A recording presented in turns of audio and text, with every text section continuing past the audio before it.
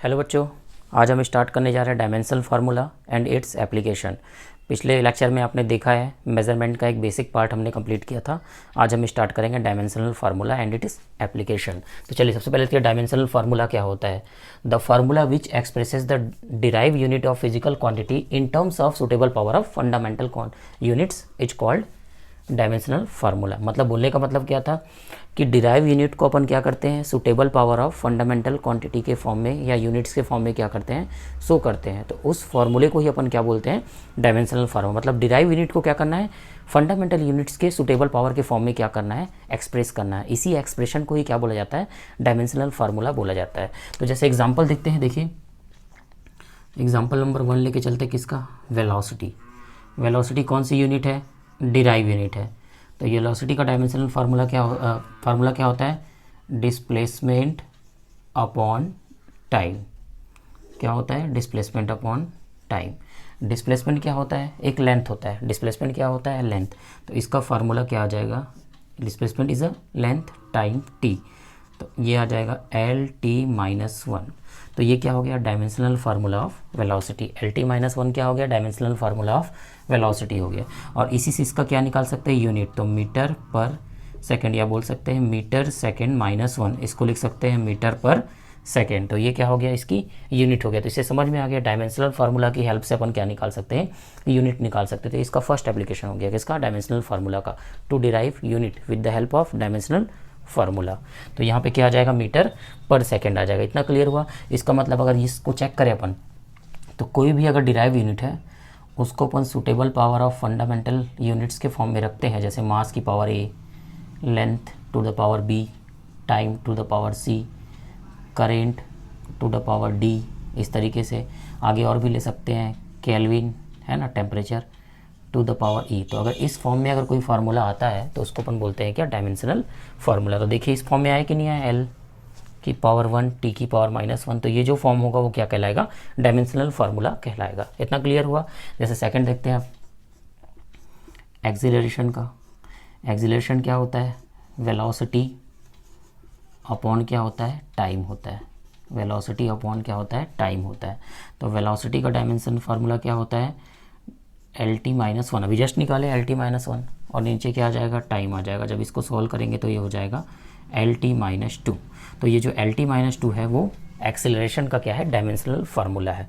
इतना क्लियर है। आगे देखिए, अब इसकी यूनिट निकालेंगे, metre second -2, that is metre per second square. तो ये क्या निकल गया, इसका यूनिट निकल गया। इतना क्लियर हुआ। तो एक्सेलरेशन का डायमेंशनल फार्मूला क्या होता है, L t-2 होता है, और उसकी जो यूनिट होती है वो क्या होती है, मीटर पर सेकेंड स्क्वायर होती है। इतना क्लियर है। चलिए आगे और भी देखते हैं अपन। अब किसका निकालते हैं, अब अपन फोर्स का निकालते हैं। तो फोर्स का क्या हो जाएगा, ध्यान से देखिए। फोर्स क्या होता है, third, force equal to mass into क्या होता है, एक्सीलरेशन। मास इंटू क्या होता है, एक्सीलरेशन। अभी जस्ट मैंने एक्सीलरेशन का निकाला, मास का m हो गया, एक्सीलरेशन का क्या है, L t-2। तो ये mL t-2 क्या हो गया, फोर्स का डायमेंशनल फार्मूला हो गया। इतना क्लियर हुआ। अब इसकी यूनिट क्या होगी, kg मीटर सेकेंड -2, जिसको अपन लिखते हैं क्या, न्यूटन। क्या लिखते हैं, न्यूटन। तो न्यूटन का मीनिंग होता है kg मीटर सेकेंड -2। इतना क्लियर हो गया। तो फोर्स का डायमेंशन फार्मूला क्या आ गया, न्यूटन आ गया, जिसको बोला जाता है kg मीटर सेकेंड -2 या kg metre per second square. तो ये फोर्स का यूनिट आ गया, ठीक है। अब फोर्स से अपन किसका निकाल सकते हैं आगे, work. Work is equal to होता है फोर्स इंटू डिस्प्लेसमेंट। क्या होता है, फोर्स इंटू डिस्प्लेसमेंट। अभी फोर्स का मैंने कितना निकाला, mL t-2, और डिस्प्लेसमेंट का कितना होता है, L होता है। तो यहाँ से आ जाएगा mL2t-2, that is kg metre square second -2। इसी को बोला जाता है वर्क का जूल। क्या बोला जाता है, joule. kg metre square second -2 को ही क्या बोला जाता है, जूल बोला जाता है। तो वर्क डन का जो डायमेंशन फार्मूला क्या आ गया, mL2t-2 आ गया, ठीक है। तो इसी वर्क को बोला जाता है क्या, एनर्जी, है ना। Ability of work is called energy. तो जो फार्मूला वर्क होता है, जो डायमेंशन फार्मूला वर्क होता है, वही किसका होता है, एनर्जी का भी होता है। Heat is also form of energy. तो हीट का भी अपन क्या निकाल सकते हैं, सेम निकाल सकते हैं। समझ में आ गया, हीट भी क्या होती है, एक एनर्जी होती है। तो वर्क डन, एनर्जी और हीट का क्या होता है, सेम डायमेंशनल फार्मूला होता है। इतना क्लियर है। चलिए आगे अब देखते हैं नेक्स्ट किसका, वर्क डन के बाद अब पावर का लेते हैं। Power is equal to work upon क्या होता है, टाइम। ठीक है, अभी मैंने वर्क का डायमेंशनल फार्मूला क्या निकाला, ml/t-2, ml/t-2, टाइम का क्या होता है t। जब मैं इसको सॉल्व करूँगा तो ml/t माइनस क्या हो जाएगा, ये 3 हो जाएगा, t-1 ऊपर चले जाएगा तो -1 और -2 मिलके क्या हो जाएगा, -3। अब इसकी यूनिट क्या हो जाएगी, kg/m² -3, जिसको बोलते हैं वॉट। क्या बोलते हैं, वॉट। समझ में आ गया। तो इस तरीके से अपन किसका निकाल सकते हैं, पावर का भी डायमेंशनल फार्मूला निकाल सकते हैं। अब आगे देखते हैं स्ट्रेस। तो स्ट्रेस होता है क्या, फोर्स अपॉन एरिया। क्या होता है, फोर्स अपॉन एरिया। सेम चीज़ आप याद करिए, प्रेशर का भी सेम फार्मूला होता है, क्या होता है, फोर्स अपॉन एरिया। तो फोर्स अपॉन एरिया से देखें तो फोर्स का डायमेंशन फार्मूला क्या आया था, ml/t-2, और एरिया खो जाएगा L2। तो जब इसको सॉल्व करेंगे तो ये आ जाएगा ml-1 t-2। तो ये किसका डायमेंशनल फार्मूला निकल गया, स्ट्रेस का। किसका निकल गया, स्ट्रेस का। आगे देखिए, स्ट्रेस के बाद निकालते हैं स्ट्रेन का। स्ट्रेन का फार्मूला होता है change in dimension, change in dimension upon original dimension. क्या होता है, ओरिजिनल डायमेंशन, तो चेंज इन डायमेंशन मतलब लेंथ हो सकता है, या तो एरिया हो सकता है, या तो वॉल्यूम। तो लेंथ को लिखोगे, नीचे भी लेंथ आएगा, original length. Change in area लोगे, ओरिजिनल एरिया आएगा। चेंज इन वॉल्यूम अपॉन क्या आएगा, ओरिजिनल वॉल्यूम आएगा। इसका मतलब जो नीचे है वो ऊपर भी रहेगा, सेम रहेगा। तो इसका मतलब इसका कोई डायमेंशन नहीं होगा। तो यहाँ पे हो जाएगा m0 l0 t0। इसको बोलते हैं क्या, डायमेंशनल लेस क्वांटिटी। ऐसी क्वांटिटी जिसका कोई डायमेंशन नहीं होता उसको बोलते हैं डायमेंशन लेस क्वांटिटी। स्ट्रेन एक ऐसी क्वांटिटी है जिसका कोई डायमेंशन नहीं होता। ठीक है, अब स्ट्रेस और स्ट्रेन से किसका निकाल सकते हैं, modulus of elasticity. Modulus of elasticity, ये बहुत काम का चीज़ है, बहुत जगह काम आता है। आगे अपन एप्लीकेशन पढ़ेंगे, वहाँ पे भी इसका यूज़ है।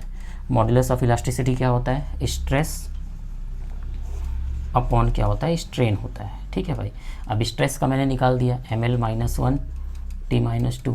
स्ट्रेन का डायमेंशन लेस क्वांटिटी है, इसका कोई डायमेंशन नहीं होगा। तो इसका मतलब जो स्ट्रेस का डायमेंशन होगा, डायमेंशन फार्मूला होगा, वही किसका होगा, मॉड्यूलस ऑफ इलास्टिसिटी का भी होगा। इतना क्लियर हुआ। चलिए आगे एक और देखते हैं, एंगल। एंगल होता है क्या, arc upon radius. Arc upon क्या होता है, रेडियस होता है। Arc is a length and radius is also length, दोनों लेंथ है। L अपॉन L हो जाएगा, कैंसिल हो गया। तो क्या आ जाएगा, m0 l0 t0। ठीक है, तो इसको बोलते हैं क्या, डायमेंशन लेस क्वांटिटी। तो एंगल भी क्या है, ये बोर्ड आपके स्कूल वगैरह में पूछता है, इसको याद रखिएगा।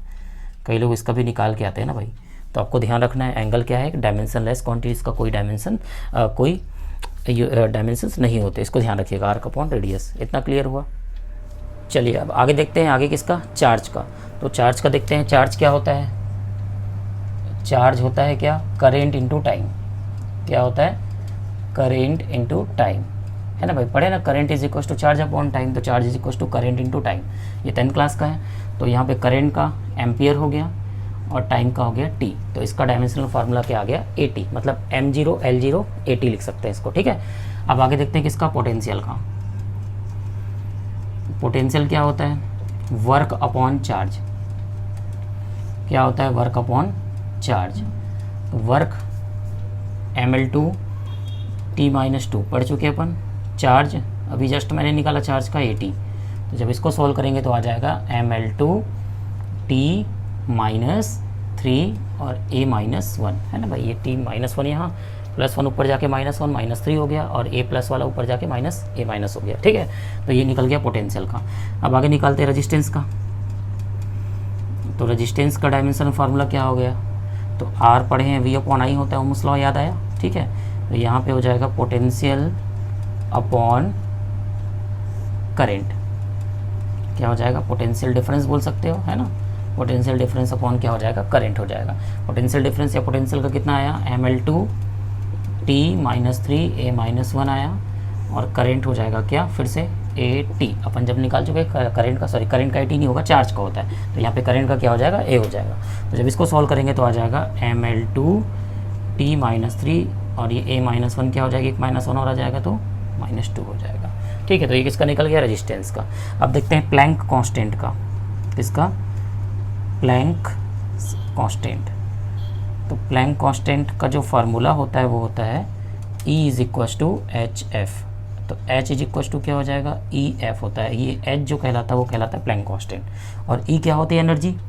तो एनर्जी का क्या होता है, mL2T-2। जो वर्क डन का होता है वही किसका होता है, एनर्जी का भी होता है। और फ्रीक्वेंसी होती है 1/T। फ्रीक्वेंसी क्या होती है, 1 टाइम पीरियड। तो ये 1/T हो जाएगा, T ऊपर जाएगा तो mL2T-2, और ये ऊपर जाके +1 चले जाएगा तो -2 और +1 क्या हो जाएगा, -1। तो ये किसका निकल गया, प्लैंक्स कांस्टेंट का निकल गया। इतना क्लियर है। इससे क्लियर हो गया कि डायमेंशनल फार्मूला कैसे निकालते हैं। तो मैंने आपको बताया कि डायमेंशनल फार्मूला कैसे निकाला जाता है। तो इस तरीके से आपके एनसीईआरटी में मोर देन 90 आपको क्या दिए हैं, डायमेंशनल फार्मूला निकालने के लिए फिजिकल क्वांटिटी दी हुई है। तो आप उसको प्रैक्टिस कर लीजिएगा, वो आपके लिए काम का है। ठीक है, चलिए अब आगे बढ़ते हैं एप्लीकेशन ऑफ डायमेंशनल फार्मूला। तो इसके जो एप्लीकेशन होते हैं, टोटल 4 एप्लीकेशंस होते हैं। डायमेंशनल फार्मूला के कितने एप्लीकेशन होते हैं, 4 एप्लीकेशंस होते हैं। कौन कौन से, तो फर्स्ट जो होता है वो होता है to derive unit. To derive unit जो अपन कर चुके हैं, कैसे यूनिट ड्राइव करते हैं मैंने बताया ना, डिस्प्लेसमेंट अपॉन टाइम, मतलब length upon time, L/T that is LT-1 metre second -1 metre per second. ठीक है, तो इस तरीके से अपन किसका निकाल सकते हैं, वेलोसिटी का यूनिट निकाल सकते हैं। तो टू डिराइव यूनिट किसकी हेल्प से निकालते हैं अपन, डायमेंशनल फार्मूला। और सेकेंड है to check the correctness of equation. To check the correctness of equation, कोई भी इक्वेशन करेक्ट है कि नहीं है उसको चेक करने के लिए किसका यूज़ करते हैं, डायमेंशनल फार्मूला का यूज़ करते हैं। इतना क्लियर हो गया। चलिए अब थर्ड लिख देखते हैं क्या, to derive a relationship between different physical quantity, different physical quantity. तो अलग अलग जो क्वांटिटीज़ हैं उनमें अगर अपने को रिलेशन डिराइव करना है तो उसके लिए किसका यूज़ करते हैं, डायमेंशनल फार्मूला का यूज़ करते हैं। ठीक है, चलिए आगे नेक्स्ट है fourth last, to convert one system of unit into another system of unit, another system of unit। तो इस तरीके से एक सिस्टम को दूसरे सिस्टम में क्या कर सकते हैं, कन्वर्ट कर सकते हैं। CGS को MKS में, MKS को CGS में, है ना। इस तरीके से अपन एक सिस्टम ऑफ यूनिट को दूसरे सिस्टम में क्या कर सकते हैं, कन्वर्ट कर, इसकी हेल्प से, डायमेंशनल फार्मूला की हेल्प से।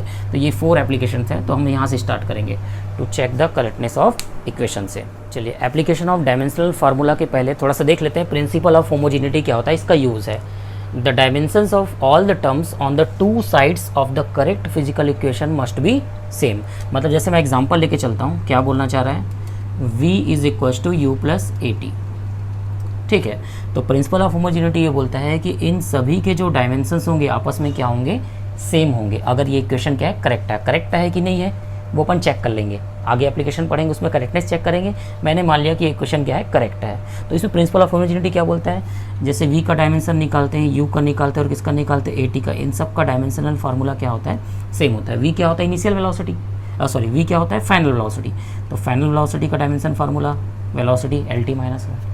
U इनिशियल वेलोसिटी, इसका क्या होता है, LT-1 होता है। और AT, A मतलब एक्सीलरेशन का LT-2 और टाइम का T। जब इसको सॉल्व करेंगे तो क्या आ गया, LT-1। मतलब इसका जो डायमेंशन है वो क्या है, सबका सेम है। तो इससे समझ में आ गया प्रिंसिपल ऑफ होमोजेनिटी क्या होता है। हम सेम टाइप की क्वांटिटी क्या करते हैं, ऐड करते हैं, सब्ट्रैक्ट कर सकते हैं। यहाँ पे बोल सकते हैं अपन, ऐसा समझ में आ गया। इसका मतलब अगर कोई भी फार्मूला बना हुआ है तो इसमें सभी टर्म्स के जो डायमेंशन फार्मूले होंगे वो क्या होंगे, सेम होंगे। This is called principle of homogeneity. इतना क्लियर है। अभी स्टार्ट करते हैं application of dimensional formula. First application हो चुका है ना, टू डिराइव यूनिट्स। तो अपन यूनिट निकालने के लिए किसका यूज़ करते हैं, डायमेंशनल फार्मूला का यूज़ करते हैं, मैं बता चुका हूँ।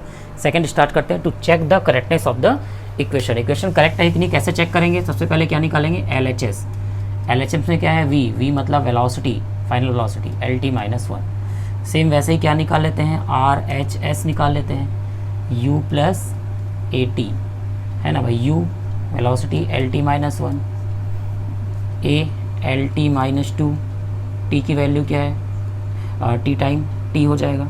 तो ये हो जाएगा LT-1, ये क्या आ गया, LT-1। तो ये कितना हो गया, 2LT-1, टू को यहाँ इग्नोर कर सकते हैं, तो ये क्या हो जाएगा LT-1 हो जाएगा। समझ में आ गया, क्योंकि 2 क्या है, कोई कांस्टेंट है ना, 2 एक कांस्टेंट वैल्यू है जिसको अपन हटा सकते हैं। तो यहाँ पे क्या आ गया LT-1 आ गया। दोनों का डायमेंशन क्या है, सेम है। मतलब मेरे को क्वांटिटी को चेक करना है, ये 2 से मेरे को मतलब नहीं है, मेरे को मतलब किससे है, जो फिजिकल क्वांटिटी है यहाँ पे UAT derive unit, fundamental units जो भी है उससे मतलब है मेरे को। तो यहाँ पे क्या आ गया RHS LT-, इसका मतलब हो गया RHS is equal to LHS। तो यहाँ पे क्या हो गया, इक्वेशन क्या हो गया, करेक्ट हो गया। इतना क्लियर है। चलिए सेकंड देखते हैं। LHS क्या है, T है, T का डायमेंशन क्या होगा, T होगा। डायमेंशनल फार्मूला क्या बनेगा, T का T ही बनेगा। अब यहाँ से 2 पाई हटा देते हैं ना, RHS, तो इसमें कौन कौन सी क्वांटिटी है, √L के साथ क्या है, G भी है, ठीक है। √L, L मतलब लेंथ, L हो गया, G मतलब acceleration due to gravity, that is acceleration. तो एक्सीलरेशन का क्या होता है LT-2, तो ये दोनों आपस में कैंसिल हो गया, तो क्या हो गया T-2 पर जाके T², डेट इज़ क्या T। इसका मतलब RHS is equal to LHS। तो this is also correct equation. इतना क्लियर है। तो इस तरीके से बहुत सारे एग्जांपल्स बुक्स में दिए रहते हैं, तो आप यहाँ से करेक्टनेस चेक कर सकते हैं। मैं आपको बता रहा हूँ मेथड की सॉल्व कैसे करना है उसको। इतना क्लियर है। चलिए नेक्स्ट एप्लीकेशन देखते हैं। To derive a relationship between different physical quantities. अब इसके लिए अपने को इस एप्लीकेशन को समझने के लिए NCERT का एक क्वेश्चन देखना पड़ेगा अपने को। The time period of oscillation of simple pendulum. तो एक सिंपल पेंडुलम, ये इसकी बॉब है, इसकी मास m है, यहाँ लेंथ है और नीचे क्या लगेगी, ग्रेविटी लगेगी यहाँ पे, ठीक है। तो इसके अकॉर्डिंग बोल रहा है कि time period of simple pendulum मतलब T डिपेंड ऑन, डिपेंड मतलब प्रोपोर्शनल टू लगा देंगे, किस पे डिपेंड करता है, इट्स लेंथ L पे डिपेंड करता है, mass of the bob m पे डिपेंड करता है, acceleration due to gravity G पे डिपेंड करता है। Derive the expression for its time period using method of dimension. तो डायमेंशनल फार्मूला मेथड का यूज़ करके क्या निकालना है, इसका फार्मूला। तो फार्मूले में पावर्स भी होते हैं, अभी मेरे को पता नहीं है तो मैं क्या करूँगा, यहाँ पे A B और क्या लगा दूंगा, C लगा दूंगा, ठीक है। अब चलिए आगे देखते हैं। अब यहाँ पे सबसे पहले मैं क्या करता हूँ, प्रोपोर्शनल टू रिमूव करूँगा, यहाँ पे एक कांस्टेंट लगेगा K, LAMBGC। अब यहाँ पे K क्या है, डायमेंशन लेस कांस्टेंट है, क्या है ये, dimensional less constant, less constant, ठीक है। इसका कोई डायमेंशन नहीं होगा तो फिलहाल, तो यहाँ पे T का डायमेंशन क्या हो जाएगा, देखिए T टाइम है तो T होगा, लेंथ का L, mass M, G acceleration due to gravity मतलब LT-2, तो ये हो जाएगा पावर में C, ठीक है। अब देखिए इसको सॉल्व करते हैं। यहाँ T का पावर क्या है, 1 है, LAMB, L की पावर C, T की पावर क्या हो जाएगी -2C, यहाँ ब्रैकेट ओपन कर लिए, ठीक है। अब देखिए यहाँ M कुछ नहीं है मतलब 0, L क्या हो जाएगा 0। अब इसी को थोड़ा देखिए आगे, M0 L0 T1। अब यहाँ M की पावर B, L की पावर A + C हो जाएगी, है ना। अब यहाँ बच गया T की पावर -2C। अब देखो अगर बेस इक्वल होते हैं तो पावर्स भी आपस में क्या होते हैं, इक्वल होते हैं। तो पहले M के पावर का कंपैरिजन करेंगे। तो जब M के पावर का कंपैरिजन करेंगे तो देखिए B = क्या आ जाएगा 0, ठीक है। अब L के पावर का कंपैरिजन करते हैं, देखिए कंपेयर करते हैं, L के पावर को कंपेयर करेंगे तो यहाँ L का पावर क्या है A + C और यहाँ L का पावर क्या है 0, ठीक है। अब किसके पावर को, T के पावर को कंपेयर करेंगे, तो T के पावर कंपेयर करेंगे तो यहाँ T का पावर क्या है -2C है और यहाँ क्या है 1 है।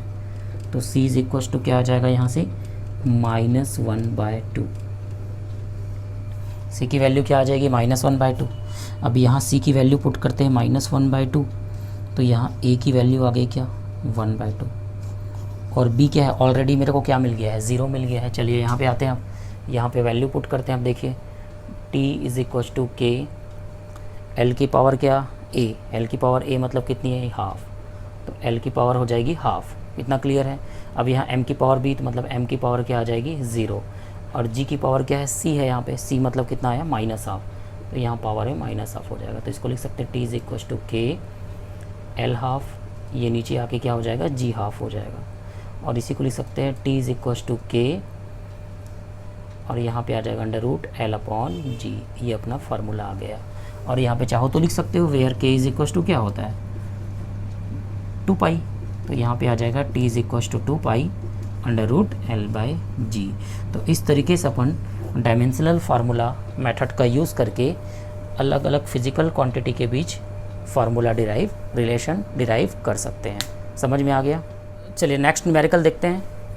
The velocity of sound waves in a medium, sound wave की वेलोसिटी किसी मीडियम में depends upon modulus of elasticity, model of elasticity E बोलते हैं, अभी बताया था मैंने, डायमेंशनल फार्मूला निकलवाया वहाँ पे, मॉडुलस ऑफ इलास्टिसिटी का निकलवाया था, स्ट्रेस अपॉन स्ट्रेन होता है, of the medium and its density, किस पे डिपेंड करता है, उसकी डेंसिटी पे क्या करता है, डिपेंड कर, डेंसिटी को रो ले सकते हैं या डी भी ले सकते हैं आप, चलेगा, ठीक है। Establish the formula for velocity of the wave using dimensional method, ठीक है। तो अभी मेरे को पावर नहीं पता, तो यहाँ पे ले लूँगा ए, यहाँ पे ले लूँगा बी, तो v इज इक्वल हो जाएगा के ई ए रो बी। के क्या है, डायमेंशनलेस कांस्टेंट है, डायमेंशनलेस क्या है, कांस्टेंट है। चलिए v वेलोसिटी, वेलोसिटी का dimension formula L T minus one, के डायमेंशनलेस कांस्टेंट हो गया, ई है मॉडुलस ऑफ इलास्टिसिटी, इसका होता है M L minus one T minus two, पढ़े ना, stress upon strain, M L minus one T minus two. और रो होता है डेंसिटी, रो क्या है, डेंसिटी, डेंसिटी होता है मास अपॉन वॉल्यूम, तो मास m हो गया, वॉल्यूम हो गया l की power minus three, M upon L cube, तो एल क्यूब ऊपर गया तो क्या हो जाएगा, l की पावर माइनस थ्री हो जाएगा। इसकी पावर दी हुई है a और इसकी पावर क्या दी हुई है b। इतना क्लियर हो गया? चलिए इसको सॉल्व करते हैं। एल टी माइनस वन, अब यहाँ पे देखिए m a हो गया पावर में, l की पावर माइनस a, t की पावर माइनस टू a, आगे m की पावर b, l की पावर माइनस थ्री बी, ये हो गया, ठीक है। अब आगे देखिए एल टी माइनस वन, अब यहाँ पे देखिए ये वाला m है, ये वाला m है, तो क्या हो जाएगा, पावर m की पावर a और b मिलके a प्लस बी, यहाँ भी l है, यहाँ भी l है, तो यहाँ पे हो जाएगा l की पावर माइनस कॉमन ले लो, तो क्या बचेगा a प्लस थ्री बी, इन दोनों को कंबाइन कर लिए। अब बच गया कौन सा, t, तो ये लिख देते हैं t की पावर माइनस टू a, ठीक है। अब यहाँ m कुछ नहीं है, मतलब m की पावर क्या ले लेंगे, ज़ीरो, ठीक है। अब कंपेयर करते हैं, सबसे पहले m के पावर्स का कंपेयर करते हैं, तो यहाँ m का पावर ज़ीरो, यहाँ a प्लस बी, तो a plus B is equal to क्या आ जाएगा, ज़ीरो। अब यहाँ l का पावर देखिए क्या है, minus a plus three B है l का पावर, और यहाँ l का पावर क्या है, वन है। इतना क्लियर है? अब t के पावर को देखते हैं, तो यहाँ पे t का पावर क्या है, माइनस टू a, और यहाँ क्या है, t का पावर माइनस वन, तो यहाँ पे आ जाएगा माइनस वन, तो a की वैल्यू क्या आ जाएगी, one by to, minus minus plus हो गया, a की वैल्यू क्या आ गई, वन बाय टू।